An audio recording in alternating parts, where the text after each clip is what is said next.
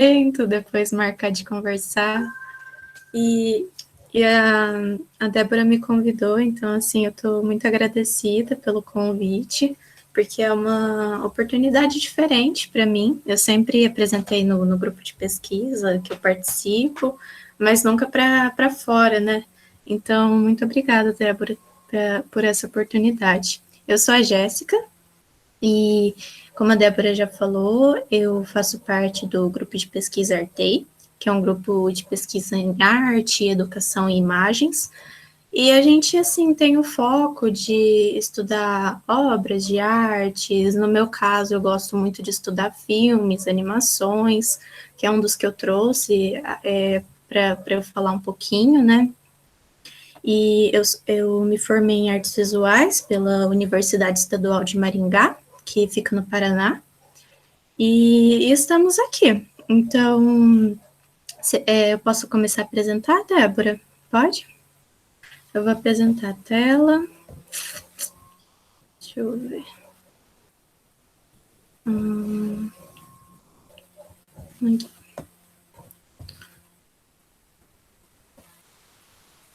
Aqui. Vocês estão vendo a tela? Está aparecendo. Está aparecendo?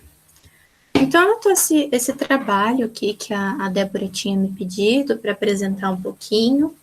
No evento em que a gente se conheceu, eu trouxe sobre uma das personagens, e para essa fala de hoje eu quis trazer 3 personagens de um filme que eu analisei durante as pesquisas da minha graduação. Então, o título do trabalho é As Incríveis, Educação, Cultura Visual e Representações de Feminilidades na série de animação Os Incríveis, dos anos de 2004 e 2018.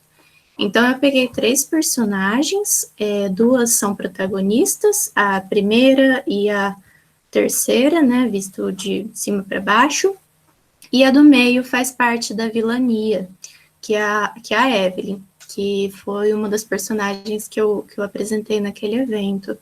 Então, são 3 personagens, e eu trouxe um pouquinho para falar sobre elas, e outras questões também para a gente discutir um pouquinho.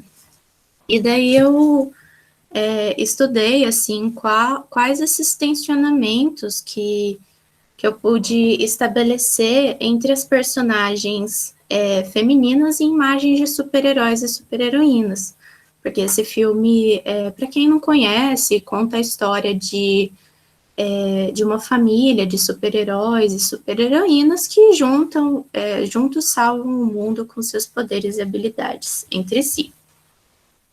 Então, assim, para falar da onde que veio essa pesquisa, como eu já disse, ela teve início durante a minha graduação, então foi nas disciplinas de estágio, principalmente na disciplina de estágio em que eu trabalhei numa escola municipal de educação infantil, então eu achei muito legal essa proximidade com o grupo também, porque foi nessa escola que eu e uma amiga, a gente percebeu uma série de comportamentos que os meninos, principalmente, mostravam em comparação com as meninas, né? Eles eram muito mais agitados, exaltados, mostravam esse comportamento, enquanto as meninas, elas demonstravam comportamentos, por exemplo, de meiguice, docilidade. Isso era reforçado tanto pelas crianças como também por todo mundo que estava naquele ambiente escolar, né? Então, surgiu dessa pesquisa, depois eu comecei a pesquisar as personagens, meninas, mulheres, e daí, mais especificamente, para super-heroínas. Então, eu vou dar seguimento. Para fazer esses estudos, então, eu peguei 2 âmbitos teóricos e metodológicos, que são os estudos de gênero e os estudos da cultura visual. E esses estudos, eles me auxiliaram muito. Tanto os estudos de gênero, que eles passaram pela minha pesquisa em todos os âmbitos, para análise, para referência teórica, né? E os estudos da cultura visual, eles me auxiliaram em aspectos mais metodológicos. Então, ele é um campo de pesquisa que se preocupa com todas essas visualidades que estão no nosso dia a dia, né? Sejam elas as imagens, história em quadrinhos, livros, revistas, filmes, propagandas publicitárias, de tudo, né? Assim, capas de caderno. Então, todas essas imagens que estão presentes no nosso cotidiano e que, de certo modo, elas acabam educando os corpos, né? Corpos infantis, corpos jovens, inclusive corpos adultos.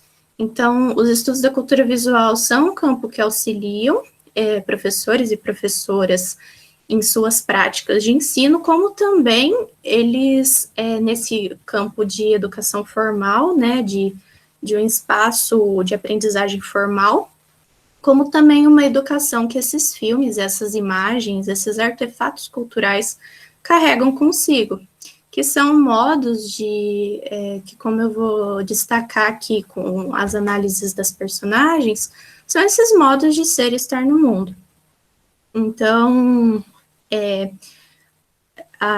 eu tenho, assim, vários autores que falam, por exemplo, Raimundo Martins e Irene Tourinho, que falam sobre esse poder de sedução, né, das imagens com as crianças e jovens, que além de ter esse enorme poder de sedução, essas imagens, elas também têm um enorme potencial educativo, como eu já mencionei aqui, né. Então, eles orientam para que, né, que isso, que seja trabalhado os estudos da cultura visual em sala de aula, trabalhando as imagens de formas críticas. E daí, assim, as imagens, é interessante a gente pensar elas como um elemento constituinte da cultura, né? Então, a cultura é esse conjunto de imagens, que é um conjunto de imaginários políticos, imaginários sociais, imaginários míticos, religiosos, todos esses conjuntos de imaginários que o Norval Baitello Júnior fala, né? Então, a cultura é definida por isso. Então, a gente enxerga essa cultura também não a parte de um mundo, mas a gente enxerga através de filtros. Então, a gente enxerga através da nossa trajetória pessoal, todo esse repertório que a gente vem trazendo de crenças, tradições familiares, culturais, regionais, contextos geográficos, contextos políticos, tudo isso a gente percebe a cultura de um certo modo, né? Então, nunca está à parte, nunca é natural, mas sim é totalmente social, né? A gente vai construindo a partir desses filtros, todos esses que eu falei, e daí a gente vai percebendo como que essas imagens se dão. E isso inclui, por exemplo, esses modos de ser menina, modos de ser mulher, que vão sendo reforçados, vão sendo criados. É legal a gente entender que não é apenas criado, mas também vão sendo recriados, né? Então, conforme a sociedade vai mudando, essas concepções também vão mudando, elas são mutáveis, né? E daí, assim, pensando na educação também, que eu falei sobre a visão crítica, é orientado, então, que tem esse rompimento de dois modos de ver, né? Existe tanto a visão crítica, que Raimundo Martins e Irene Tourinhos falam, como a visão tácita. Então, tem a visão tácita, que é esse modo de ver, esse modo acomodado, né? Esse modo que dá conforto. Então, por exemplo, a gente, quando assiste filme, a gente vê, por exemplo, as princesas da Disney, que eu trouxe a imagem aqui, essa silhueta. A gente enxerga ela e às vezes a gente só quer assistir TV por relaxar, né? Esse conforto. A gente não problematiza essas imagens. Então, o que Raimundo Martins e Irene Tourinhos falam, né? Essa visão crítica para a gente desestabilizar esse olhar. Então, a gente olhar de outro modo, estranhar esse comodismo, estranhar essa visão que a gente tem com as imagens. E, então, eles reforçam a construção de uma compreensão crítica, depende, então, de romper com a visão tácita, engajar-se analiticamente e estimular a mobilidade do olhar. Então, deixa eu dar seguimento aqui. Daí aqui eu trouxe uma série de imagens que foi muito próximo também da pesquisa que a Débora trouxe, né, Débora, no evento, que eu também falo um pouquinho nas minhas pesquisas sobre os brinquedos, e é muito interessante porque eles estão dentro dessa ideia dos artefatos culturais, que eu trouxe os filmes, porém os brinquedos, eles também refletem, né, todos esses filmes, essas imagens que a gente vê quando crianças, quando jovens. E é interessante que quando a gente faz essa pesquisa, por exemplo, brinquedo para meninas e brinquedo para meninos, a gente vê uma série de brinquedos com características e cores, né, que a gente consegue agrupar eles em dois grupos, assim, muito diferentes, mas que carregam características muito próximas, né, para essas construções, vamos dizer, generificadas. E a gente consegue também elencar uma série de comportamentos, de emoções, de sentimentos com esses brinquedos, né? Por exemplo, uma boneca bebê. Qual esse comportamento que a gente pode elencar que também espera-se que meninas tenham com isso, né? Então, boneca de bebê envolve a maternidade, que é uma atribuição que é muito cobrada da mulher. Essa questão do bebê também tem toda essa questão da delicadeza, da docilidade, do cuidado, né, cuidado com a família. Então a gente consegue agrupar em dois grupos. Maquiagem, né, por exemplo, a questão das artes. As artes é bem interessante a gente pensar. Em outra pesquisa, assim, que eu também fiz na faculdade, que as artes, elas têm muito a ver com essa questão da arte delicada para meninas, né? Essa arte não comercial. Não é a questão de não comercial, mas uma arte não valorizada, enquanto para homens, por exemplo, é uma arte que é mais valorizada. Então, tem toda essa questão, né? Quais as profissões, gostos, cheiros, cores que se aproximam para cada gênero, pensando em menina e menino, né? E também de meninos, a adrenalina, superpoderes, força, agitação, que também agrupam essa série de características. E daí, a Bianca Salazar Guizzo, ela fala em um texto dela que essas atribuições, né, essas características, essas expectativas, vão sendo dadas desde cedo a meninas e meninos. E a sociedade espera, mesmo quando o bebê está na barriga da mãe, né? Tem essa expectativa. O que vai ser desse bebê? O que ele vai fazer quando crescer, né? Vai ser menina, vai ser menino? Chá de revelação, chá de bebê, né? Tem toda essa expectativa.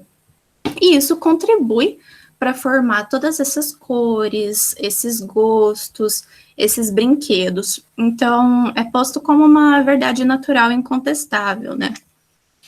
E daí, dando seguimento aqui, eu trouxe uma frase que eu achei bem legal, que é do Martins e Tourinho, para reforçar, né, tudo isso, que fala que nós vemos através de filtros produzidos pela cultura, pelas nossas trajetórias e histórias pessoais. E ao naturalizar certas ideias e valores, nossa história e trajetória cultural vai configurando gradativamente nosso modo de ver o mundo, ou seja, predispondo-nos a vê-los de determinadas maneiras. Então a gente acaba enxergando, né, quais são esses grupos, né, para cada modo de ser, e quais são aceitos socialmente, quais são negados socialmente.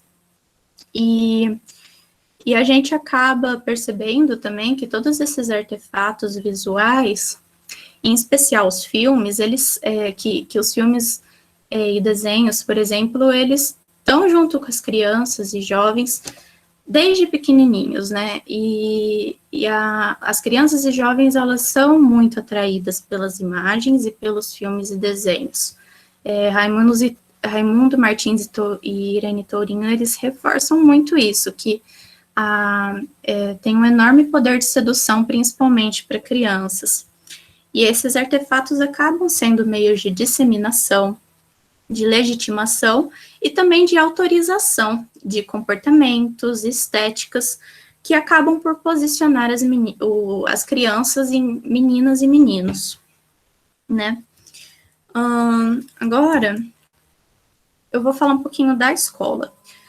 Porque pensando em todos esses brinquedos, como que a gente chega nas escolas, né? Eu não sei se vocês já tiveram essa discussão no grupo, provavelmente sim, mas eu queria trazer uma leitura da Luciana Borri Nunes. Eu acho muito interessante essa leitura que ela faz sobre a escola e como que esses artefatos visuais chegam nas escolas. E daí aqui que eu entro um pouquinho nos filmes, porque ela traz vários exemplos de que, assim, nas escolas acabam chegando por meio de materiais escolares, bolsas, uniformes, capas de cadernos, e principalmente nos discursos, né, no meio dos corredores, no meio das salas de aula, nas portas estampadas, nos muros, e essas imagens, elas invadem todas as salas de aula, né, tanto é que o título é As Imagens que Invadem as Salas de Aula. E ela fala que essas imagens, elas ganham relevância no trabalho pedagógico no momento em que a gente percebe essas influências sobre as crianças. E ela fala que essas não só vivenciam a nova cultura visual, como também interagem e corporificam os discursos produzidos e transmitidos pelas imagens. Então, essas influências não é só a questão de ver e perceber essas imagens estampadas em bolsas, materiais escolares, mas como que as crianças estão se portando, o que dos personagens elas estão trazendo, os comportamentos, né? Aquela menina está se comportando como uma princesa. Quais são esses comportamentos de princesa, né? Esses comportamentos de um super-herói, de um personagem vilã, por exemplo, né? Então, a gente começa a trabalhar essas imagens. E daí, a Luciana Borri e também Suzana Rangel Vieira da Cunha falam um pouquinho. Depois dessas referências eu passo para vocês. Elas falam que esses significados, quando eles não são discutidos nas escolas, né, quando, por exemplo, só estão estampados na parede, e as crianças acabam por engajar com essas imagens de modo tácito, que foi aqueles dois tipos de visão das imagens, que é esse modo que conforta o olhar, as crianças, elas criam seu próprio significado.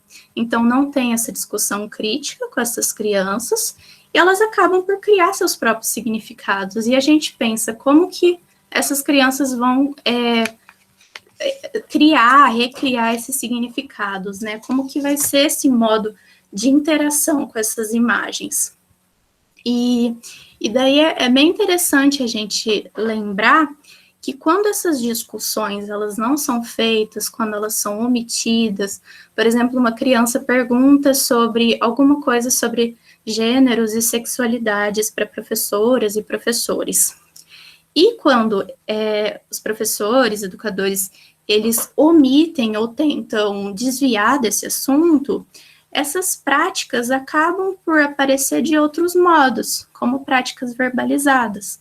Então, por exemplo, quando pergunta sobre os namoradinhos e namoradinhas das crianças, a gente está criando outros significados, a gente não acaba discutindo, mas isso acaba aparecendo de outros modos, né? Essa questão de namoradinhos, namoradinhas, sempre pensando nessa união entre menino e menina, né? E não em outras uniões.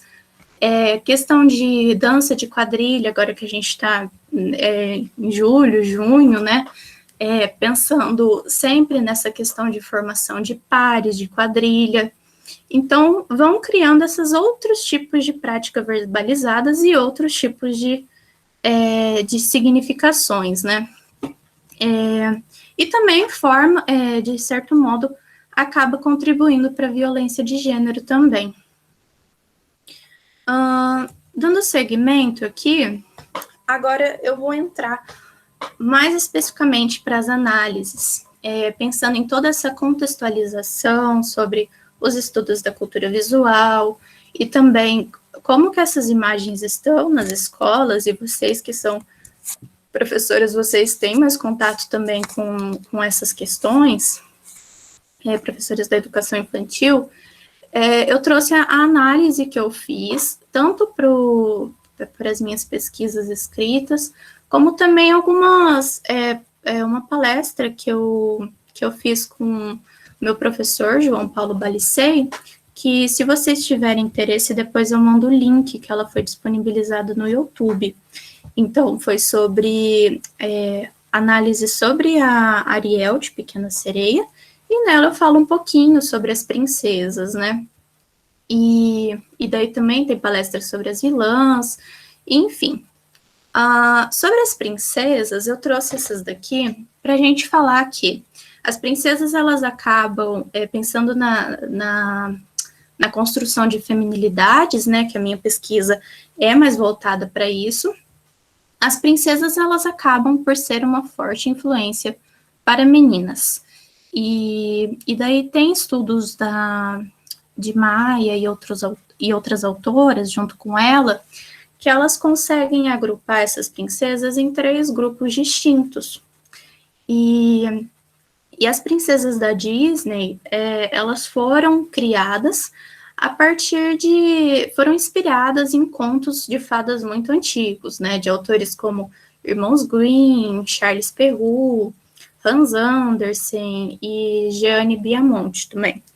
Então, esses contos de fadas, né, eles, a partir da história deles, tinha-se essa ideia de que ao final da história tinha uma moral, e essa moral era sempre inspirada nessas condutas mais tradicionais de bem e mal, né, final feliz, quais personagens que tiveram essas boas condutas que tiveram final feliz.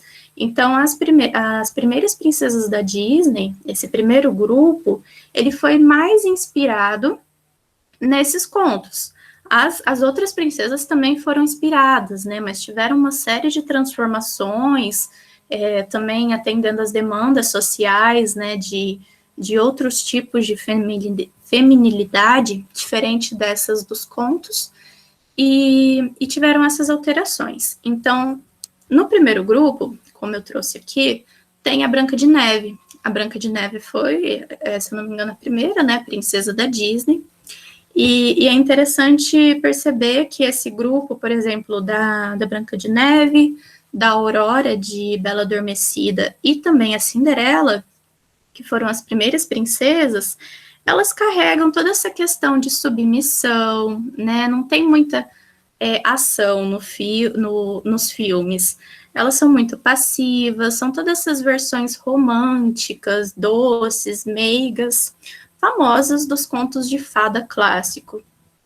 E também carregam uma série de valores morais, sociais, religiosos, que significaram a imagem da mulher por muitos anos e continua significando, né, em alguns casos. Então, tem toda essa questão, né, todos esses atributos exigidos das mulheres: recato, passividade, submissão, beleza. E nisso caracteriza essas princesas do primeiro grupo.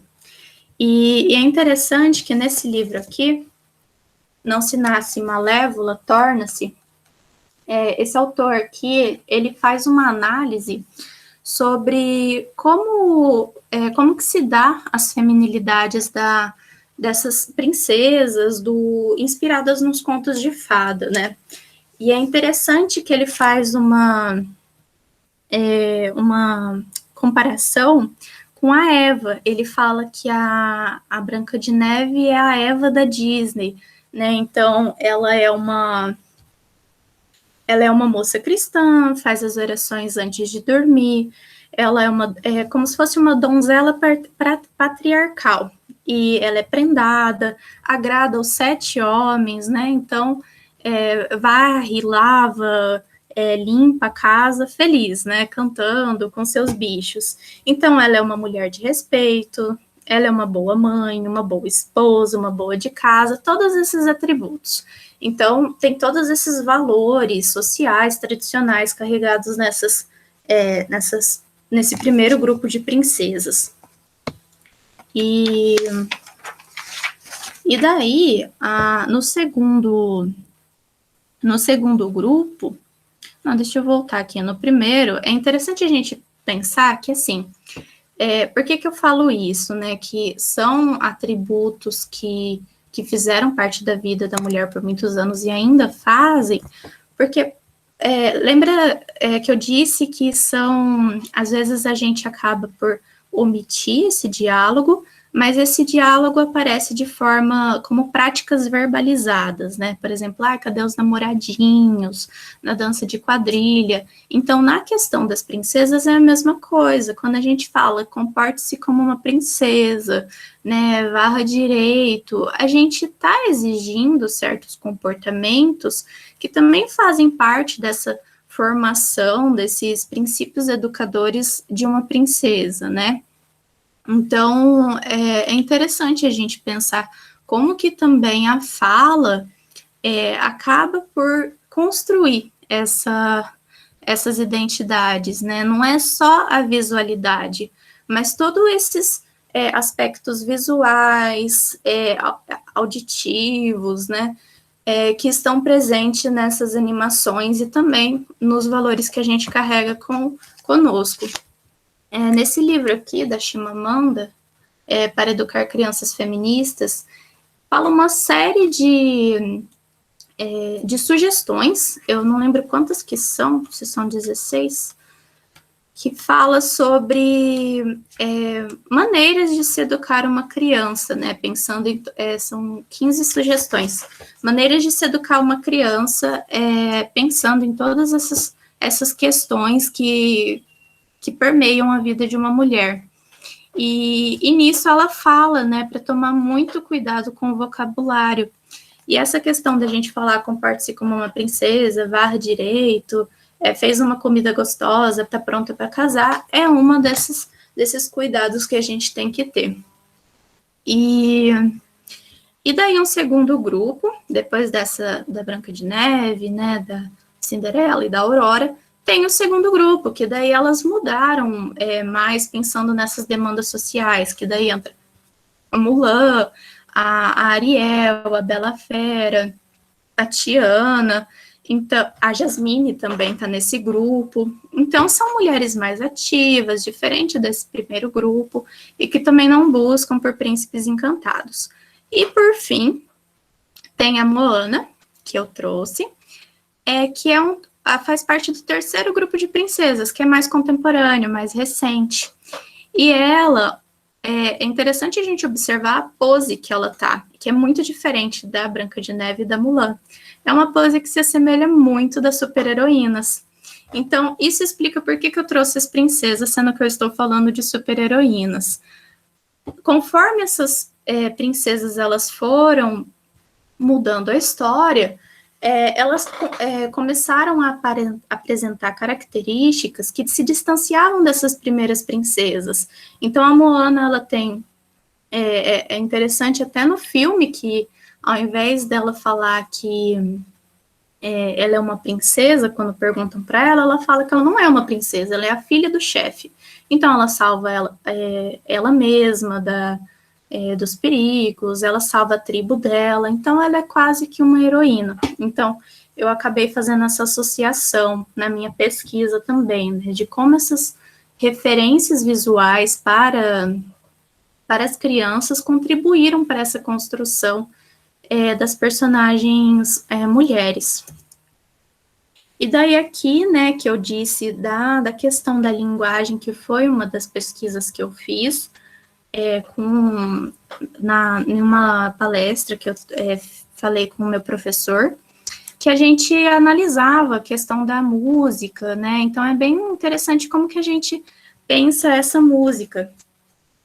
Por exemplo, nesse acordo que a Úrsula faz com a Ariel, que a Úrsula é a vilã e a Ariel é a personagem princesa, ela fala que o homem abomina tagarelas e garota caladinha ele adora. E daí, no final, né, fala que só as bem quietinhas vão casar. E nesse filme é muito, assim, assustador, porque a Ariel ela acaba aceitando esse pacto com a Úrsula e ela acaba perdendo sua voz. E daí a Úrsula, ela fala que a Ariel, ela não precisa da voz para conquistar um homem, né? Que a Ariel, ela estava triste, então ela acabou aceitando esse pacto para que ela fosse humana e conseguisse conquistar seu amor. Então ela acaba perdendo essa voz e a Úrsula fala que ela não precisa de uma voz, mas ela tem um belo corpo e uma bela aparência, né? Então são requisitos suficientes para que se conquiste um homem. Então isso é um desenho para crianças e a gente tem essa música e tem essa fala, né? Essa questão de uma mulher silenciada, que não pode falar, que não pode ser ela mesma, ela tem que ser silenciada para que transforme esse corpo, um corpo objetificado, um corpo que apenas a aparência, né, e essa beleza vai conseguir seduzir um homem. E daí, depois das princesas, eu trago essa questão das vilãs, que as princesas, elas têm essa proximidade com as heroínas por causa dessa construção mais histórica, de como que mudou essas personalidades conforme os anos e as demandas sociais e também do mercado, né? Tem um pouco essa questão do mercado para vender mais. Mudou as princesas até se tornarem muito próximas dessa figura de heroína. E agora as vilãs, que daí eu trago esse título, A Sociedade Tem Medo de Mulheres Poderosas. Porque as vilãs, elas acabam sendo modelos de feminilidades, quer dizer, elas não são, né, modelos de feminilidade, porque elas carregam uma série de características que são opostas a dessas princesas. Então, elas não têm finais felizes, né? Quem já viu finais felizes para as vilãs, as vilãs mais antigas, vamos colocar, porque agora nos filmes recentes eles estão mudando um pouquinho esse quesito. Mas dessas que eu trouxe aqui, elas acabam por não ter finais felizes. Então, a gente consegue agrupar uma série de características muito diferentes, né? Por exemplo, as cores, as roupas, o jeito, né, de se expressar. Então, por exemplo, vermelho, roxo, preto são cores predominantes, maquiagens fortes, roupas extravagantes, elegantes, né, exageradas. Os cabelos apresentam topetes, adereços muito grandes. Que mais que a gente pode encontrar? No comportamento delas tem essa busca intensa por jovialidade e beleza. Quando elas se movimentam, tem esses gestos teatrais. Então, tem uma série de características, né? Além de elas serem personagens muito inteligentes, espertas, meticulosas, como também dominam esses sentimentos de inveja, ambição e vaidade. É interessante a gente observar que a Úrsula, por exemplo, ela acaba por assumir características que são difusas quanto ao gênero. Então, por exemplo, ela tem tanto cabelo curto e voz grave, que é um elemento socialmente atribuído à figura masculina, como também usa brincos e maquiagens, que são elementos atribuídos à figura feminina, né? Então, são elementos difusos que caracterizam provavelmente ela nessa posição de vilã. Outra questão também tem essa questão dos elementos difusos, é interessante a gente pensar que é como se a vilã não corporificasse essas qualidades esperadas hegemonicamente, né? Não se espera, por exemplo, de mulheres, de boas moças, de feminilidades ideais, esses elementos que são difusos, esses elementos que chamam a atenção a tal ponto de diferenciar elas das demais, né, por assim dizer.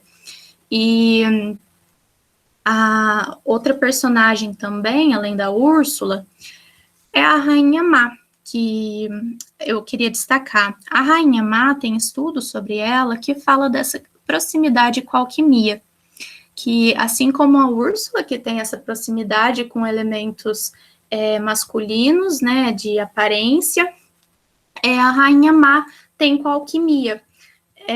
Antigamente, a alquimia era muito associada a conhecimentos que eram próprios do universo masculino. As mulheres não tinham contato com isso, né? Não era permitido. E daí eles falam dessa questão, né? Dessa proximidade, dessa mente aberta ao conhecimento, dessa busca pelo conhecimento. E outra questão também que se aproxima de elementos masculinos são os chifres da Malévola, que é essa personagem aqui. Ela apresenta chifres que Kaluuya Eloy, desse livro aqui que eu já mencionei, ele fala que são chifres como o próprio diabo. E ele diz que em algumas crenças, algumas crenças de sociedades pagãs, esses os chifres, eles são elementos que significam em figuras masculinas potência sexual e liderança. Então, quando são apresentados em mulheres, é como se dissesse que essa mulher que tem esses chifres, ela é tão forte, tem essas mesmas atribuições, essa mesma carga de sentido que o homem, né? Então, pensando na Úrsula, na Rainha Má e na Malévola, a gente pode entender que elas acabam se tornando poderosas, só que nessa condição de vilania, como se fosse uma autorização nessa condição de vilania. Você pode ter esse poder, você pode ter proximidade com conhecimento, você pode ser tão poderosa como um homem, né? Você pode ter esses elementos desde que você esteja na posição de vilã. E por que isso? Porque que criança que quer ser a vilã, né? A posição que as vilãs estão é uma posição que nenhuma criança quer ficar. Ela não tem o final feliz, ela não são qualidades almejadas, né? Então, acaba por colocar características que as mídias não valorizam na posição de vilã, né? Inserindo os personagens e essas características em que lugar que cada um vai ficar, estabelecendo esses estereótipos. A vilã fica aqui, o personagem coadjuvante ali, o protagonista fica aqui, né? E vai se repetindo isso. E também outra coisa que eu queria falar é que tem toda essa questão, né, nesse livro aqui também, que eu acho ele muito interessante para falar dessa questão do poder, do poder da mulher, que ele traz uma série de religiões matrilineares que pensavam, né, nessa questão do poder. E daí, como que foi essa propagação de uma mente mais patriarcal, pensando nessa demonização e domesticação de mulheres. Então, por que demonização, domesticação? Porque a demonização seria dessas figuras de vilãs, por exemplo, essas mulheres poderosas que poderiam destruir o patriarcado, e a domesticação de mulheres submissas, que no caso seriam essas donzelas, as princesas, né? Então, essa dicotomia entre demonização e domesticação. E daí, por que eu falo que a sociedade tem medo de mulheres poderosas? E daí eu vou ler um trechinho da minha pesquisa, né? Que seria um medo que compreende a incessante tentativa de demonizar ou submeter mulheres em condições inferiores à dos homens, pois se as mulheres retornarem ao poder, se aproxima da configuração social, cultural e religiosa que o patriarcado, em sua moral e crença, destruiu. Então, é por isso que eu falo essa questão do poder, né? E daí agora, eu vou partir para análise. Depois de todo como que eu falo, essa análise mais abrangente, que eu não queria fazer a análise mais específica das personagens sem antes buscar como que essas representações eram feitas em outras outros filmes, outras animações, eu trouxe aqui o filme. Por que eu escolhi esse filme? Quando a gente fala, né, de filmes para meninas, por exemplo, a gente tem uma série de filmes de princesas, enfim. É muito difícil a gente ver filmes de super-heroínas. E esse filme eu achei interessante porque ele fez parte tanto da minha infância como da minha depois parte quando eu já estava na graduação. Então, eu tive contato com ele lá em 2004 e depois em 2018. E eu passei a enxergar ele de modos diferentes, porque ele acabou trazendo mudanças que também contribuíram, assim, de uma forma significativa para as transformações das personagens. Mas também não que o filme transformou totalmente, né? Ele ainda traz resquícios mais tradicionais. E eu gostei também eu me interessei pelas personagens super-heroínas, porque quando a gente pensa em filmes de super-heróis, de superpoderes, a gente fica pensando onde estão as super-heroínas, né? Ou as personagens mulheres. A gente percebe com muita frequência que em filmes de superpoderes, de ação, de aventura, as mulheres normalmente estão como coadjuvantes, não como protagonistas, como disputas de interesses amorosos, e também como uma parte, uma personagem que não é significativa para esse roteiro, né? Então, e também, às vezes, elas têm que ser defendidas por personagens homens. Então, eu acabei escolhendo essa animação, principalmente porque ela está dentro do universo infantil. E como eu já disse, da síntese do filme, é um filme com essa família, da esquerda para a direita. Tem a Helena, que é a mãe, do meio é o Beto, o pai. Daí tem a filha, que é a Violeta, e embaixo o menino mais velho é o Flecha e o bebê é o Zezé. Então tem essa família de super-heróis e super-heroínas. E daí, dando seguimento, eu trouxe aqui só um pedacinho para mostrar que antes de me aprofundar nessa questão das super-heroínas, que eu fui primeiro atrás das princesas, depois das super-heroínas, tem a Mulher Maravilha, que ela foi uma referência muito significativa para a criação de outras super-heroínas. E daí, pesquisando sobre ela, eu vi um estudo da Miranda, que ela faz sobre a Diana, né, essa personagem aqui, que é a Mulher Maravilha, que foram os primeiros esboços dela. E daí a aproximação com a Garota Varga, que é essa daqui.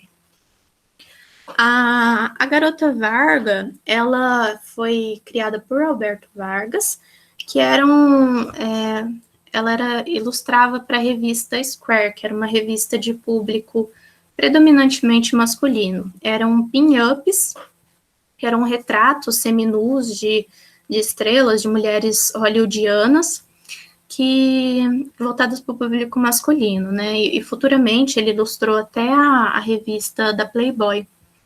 E daí foi na mesma época que foi criado os primeiros rascunhos da Diana.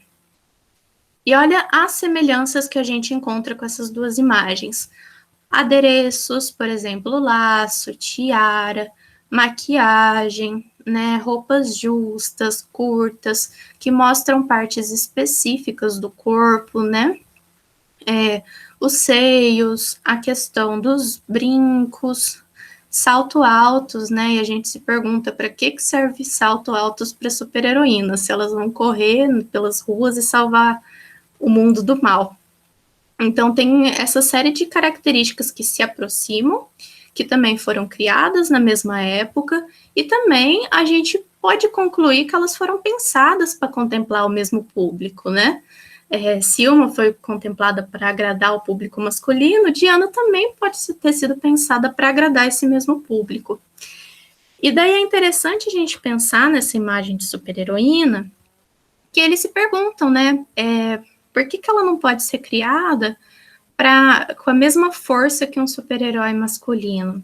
E daí é muito interessante a resposta que as indústrias de HQs dão, que elas falam que se ela fosse criada com o mesmo tipo de força e as características de um personagem homem, ela perderia uma presença feminina. E daí a gente pergunta, que tipo de presença feminina é essa, né? E que agrupa uma super-heroína que ela não pode ser representada do mesmo modo, e acaba por trazer toda essa sensualidade, essas partes do corpo expostas, e eu falo isso porque os super-heróis homens geralmente estão com o corpo coberto, inclusive os rostos, por exemplo, o Batman, o Homem-Aranha, né, eles cobrem o corpo inteiro, porque a Diana, ela acaba por ficar com saltos, roupas justas, né? Então, tem uma série de problematizações em cima da imagem da super-heroína, que também contribuiu para a criação de outras. E daí eu entro na Helena. E, Débora, se eu estiver passando tempo, você me avisa, por favor? Que agora que eu vi que já é quase 8 horas. Então, tá tranquilo. Certeza? Não, certeza. Depois a gente abre para discussão, né? Tá bom, eu vou terminar. Eu só vou falar das 3 personagens agora. Daí aqui eu entro nas análises das personagens. Então, o que acontece? Eu analisei em 3 eixos. Tem a Helena, a Violeta e a Evelyn, mas cada uma eu analisei de um jeito. A Helena foi na questão da parentalidade, a Violeta na questão da construção das infâncias, e a Evelyn na questão da vilania. Então, quando a gente pensa na Helena, tem toda essa mudança dos filmes, né? Como eu disse, teve o de 2004 e teve o de 2018. E daí tiveram várias mudanças a respeito dos papéis de cada personagem. No primeiro filme, a Helena, ela fala logo no comecinho, nos primeiros minutos. Eles perguntam assim, o que ela... eu não lembro a pergunta, mas ela se questiona por que ela pararia de trabalhar como super-heroína se ela ia estar no auge da forma. E daí ela fala, deixar o mundo ser salvo pelos homens? Claro que não. E daí já desperta esse espírito mais heróico e a gente pensa, vai ser uma personagem ativa na narrativa. Mas aí, conforme a gente vai assistindo, a gente percebe que não tem essa atividade da personagem. Quem acaba ganhando protagonismo e atuação é o Beto. A Helena, ela atua como super-heroína nos últimos minutos do filme, que é para salvar o Beto, que se armou em uma enrascada com o vilão da história. Então, a Helena, ela passa muito tempo do filme atuando como dona de casa, no serviço doméstico, cuidando dos filhos e da filha. Então, ela passa todo esse tempo assim, no interior, no lar, enquanto o Beto atua como super-herói. E daí, no segundo filme, a situação inverte, entre aspas. O Beto, ele não atua como super-herói, porque daí, na primeira narrativa, eles fazem um convite para o Beto trabalhar, e daí na segunda narrativa é a Helena que é convidada para trabalhar. Então, a Helena acaba trabalhando, e daí o Beto acaba atuando como... fazendo as funções de cuidar da casa, dos filhos e da filha, e também dos serviços domésticos. Mas é interessante a gente observar que, na primeira narrativa, a Helena, como mãe, dona de casa e esposa, ela é vista como em segundo plano. É visto como trivial, rotineiro, desinteressante, como algo muito comum. Então, são cenas, assim, bem rápidas, que mostra todo esse desinteresse pela maternidade da Helena, né? Essa parentalidade pro lado dela. E daí, no segundo filme, enquanto que dá esse destaque para ela como super-heroína, o que é muito interessante, ao mesmo tempo, eles equilibram mostrando essa parentalidade do Beto. E daí a gente coloca, eu coloco essa problemática pensando o seguinte: quando é a Helena, é visto como algo rotineiro e desinteressante. Agora, quando eles inserem o personagem Beto, que é o homem, como nessa figura de parentalidade, nessa posição, nessa função de parentalidade, é visto como algo incomum para um homem que merece destaque, elogios, aplausos, e ele é mostrado no filme, né, fazendo esses serviços. Então tem esse ponto da questão da parentalidade que eu coloco aqui, né? E por que isso é importante também para a gente problematizar com as crianças? Porque quando as crianças veem isso, é como se a gente falasse, não, é massa trazer os meninos fazerem esse serviço, vamos bater palma para eles, né? E a gente não coloca como se fosse uma função natural que homens e mulheres deveriam fazer ambos o serviço doméstico, cuidar dos filhos das filhas, né? Então, o filme trata essas questões, é interessante que ele traz Helena como protagonista e Beto como pai, dono de casa, mas também o modo que ele aborda, a gente fica alvo de problematizações, né? Então, foi isso um dos pontos que eu acabei falando na minha pesquisa. E também tem a questão da flexibilidade. A Helena ela é uma super-heroína e um dos poderes dela é a flexibilidade. E daí a gente pode relacionar com essa questão da mulher, né? Toda essa flexibilidade que ela tem que ter com a vida de mãe, cuidar das pressões, do cansaço. Então, é tanto uma flexibilidade da personalidade dela, né? Que em alguns momentos do filme ela tem que cuidar do filho que liga para ela no meio de um serviço que ela está salvando um trem que está despencando da trilha, e ela acaba atendendo o filho e atuando como super-heroína. Então, essa flexibilidade, né, tanto da personagem, mãe super-heroína, como também essa flexibilidade de tentar lidar com todas essas canções, esse cansaço, essas pressões do dia a dia. E outra coisa também, tem a questão uma autora que eu posso passar para vocês depois, que é a Márcia Aparecida Gobi, e ela fala que como que isso não aparece só nos filmes, mas também ele é muito visível nas expressões artísticas das crianças. E dela faz um estudo sobre os desenhos infantis. E um dos desenhos que ela traz é que a criança representa a mãe 2 vezes no papel. Então, é interessante observar essa flexibilidade, né? Que a mãe, deixa eu só ver aqui o que é a mãe cuidando da casa e a mãe cuidando dos filhos. Então, a mãe é apresentada 2 vezes, indicando essa flexibilidade da mãe em 2 lugares, né? E daí também nesse mesmo livro aqui, da Chimamanda, ela fala, né, que tem essa ideia da supermulher, que dá conta de tudo, né, nesse caso é a Helena, que ela atua em múltiplas funções, mas todo mundo enaltece essa ideia de supermulher, mas ninguém se questiona o porquê desse enaltecimento, né, então tem toda essa problemática em cima dela.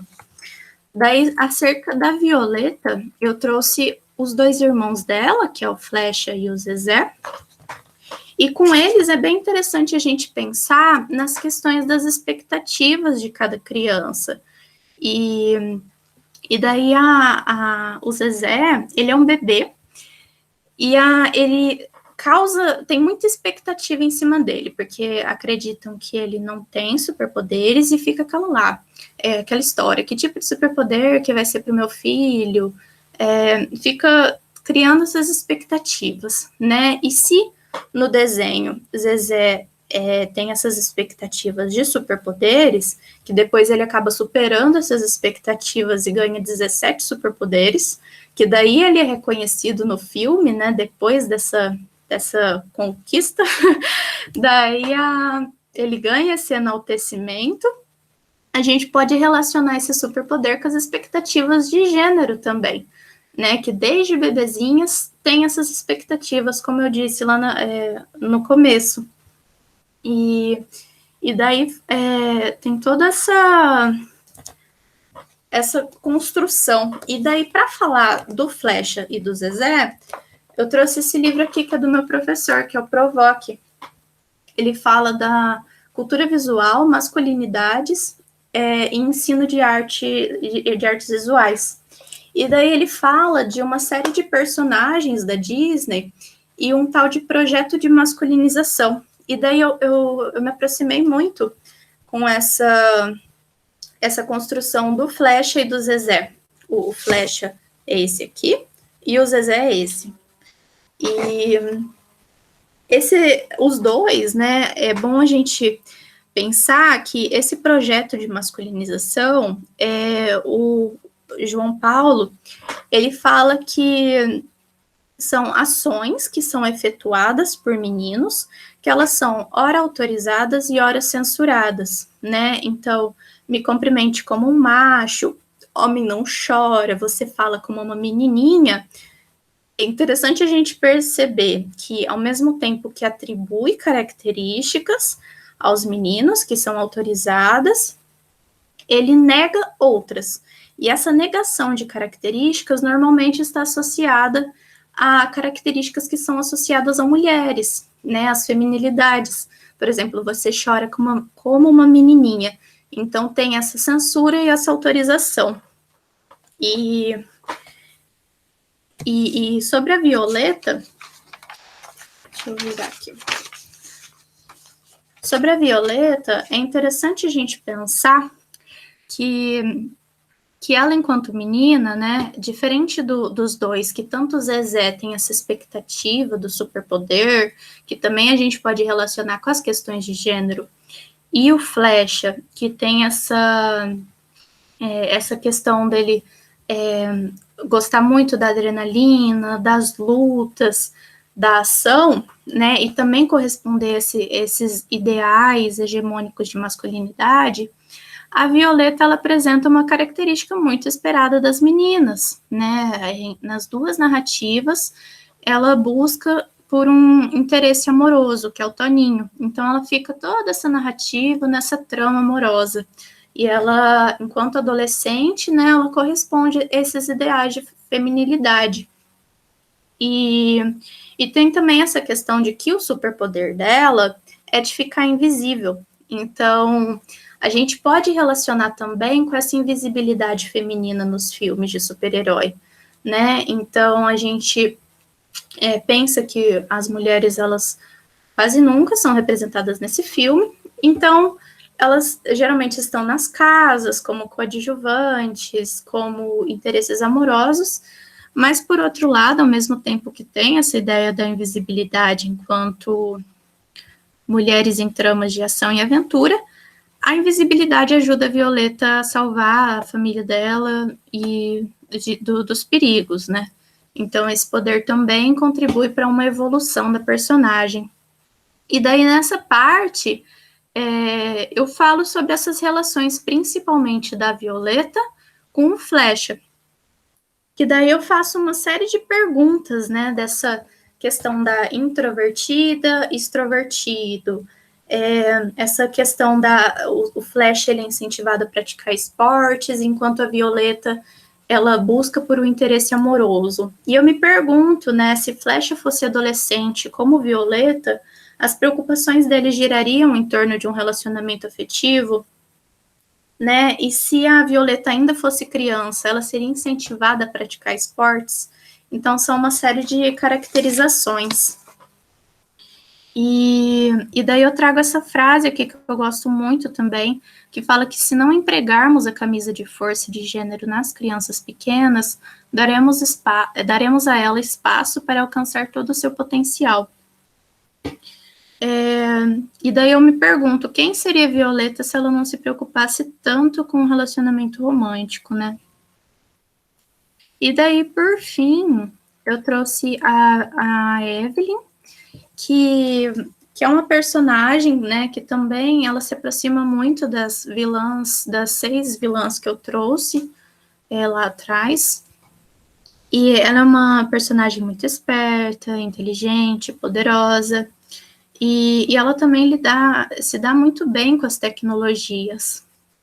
É interessante a gente pensar que, assim como a Rainha Má, que ela tem essa questão ligada com a alquimia, são conhecimentos que culturalmente era atribuído aos homens, a Evelyn tem muita aproximação com as tecnologias, que são conhecimentos que culturalmente, né, hoje não muito, mas antes era mais associado ao universo masculino, essa aproximação com as tecnologias. E a Evelyn, ela, com essas tecnologias, né, ela é uma mulher muito esperta, ela acaba criando esse disfarce de hipnotizador, que é o vilão da história, que é um disfarce que ela cria, que é esse daqui da direita. E então, toda essa tecnologia possibilita, né, que ela crie esse disfarce, que tenha uma maior visibilidade para a mulher elástica também, que é a Helena. E ela também, ela não tem essa perspectiva, né, de zelo com o lar e a família, e ela não possui um relacionamento heterossexual ou demonstração dele, como, por exemplo, a personagem Helena e a Violeta, que são duas protagonistas da narrativa. E a isso eu trago escritas do meu professor, junto com outros autores, como Calça e Stein, que eles falam que quando os vilões e vilãs são representados, eles acabam por demonstrar características que, além de serem opostas a dos personagens protagonistas, heróis, também são características que se aproximam muito de indivíduos homossexuais.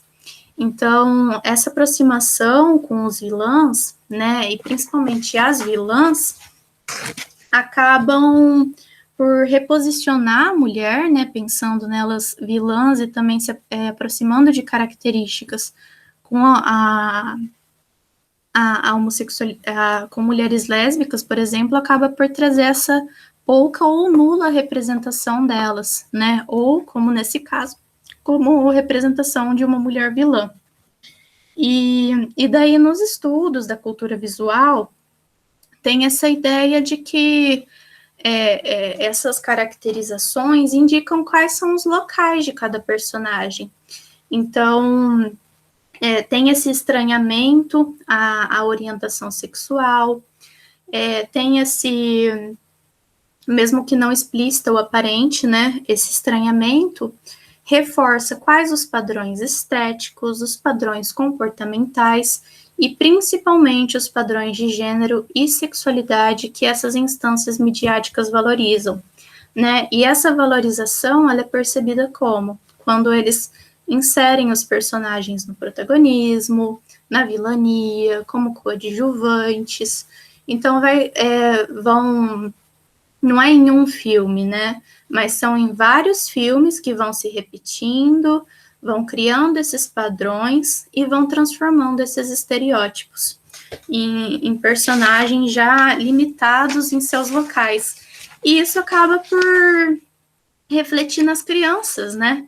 Então, vamos supor, uma menina loira, de olhos azuis, ela vai se aproximar com quem? Com uma princesa da Disney, né? Então, ela vai estar no protagonismo. Então, corpos que são, por exemplo, subordinados, inferiorizados, que já são ridicularizados na vida real, eles também vão se reconhecer em personagens que estão nessa mesma condição, nessa mesma posição dos filmes e desenhos. Então, tem todo esse reflexo, né? Vamos colocar essa constituição de pares, né? Qual personagem se assemelha comigo e onde eu estou posicionado nesse filme. E daí, por fim, nas considerações finais, eu trago que todos esses artefatos visuais, essas visualidades, estão permeados de marcas culturais, né? E quando essas marcas que acabam por distinguir um personagem do outro, elas não são questionadas, elas acabam sendo naturalizadas, né? Como eu disse, desses estereótipos. E daí tem esse reforço de formação de professores, professoras que estejam preparados para não só analisar e interpretar essas imagens, mas também desenvolver uma atitude crítica com os alunos e alunas acerca de de todos esses filmes. Porque não é só uma visão crítica, mas perceber que cada aluno, cada aluna tem uma percepção, uma visão inusitada sobre o conteúdo, sobre o filme, o desenho que a gente traz, né? Então, não é só amaciar e domesticar essa percepção, mas motivar nessa instigação, nessa curiosidade, né? Nessa criticidade. E daí, muito obrigada, pessoal. Aqui eu trago a logo do grupo de pesquisa que eu faço parte e também o Instagram do grupo, que a gente sempre está postando textos que a gente publica, encontros, livros. Então, se vocês tiverem curiosidade, também podem entrar. O meu e-mail, para também perguntar referências, quiser conversar também. E muito obrigada. Eu acho que eu falei demais. Deixa eu parar aqui. Eu vou parar a gravação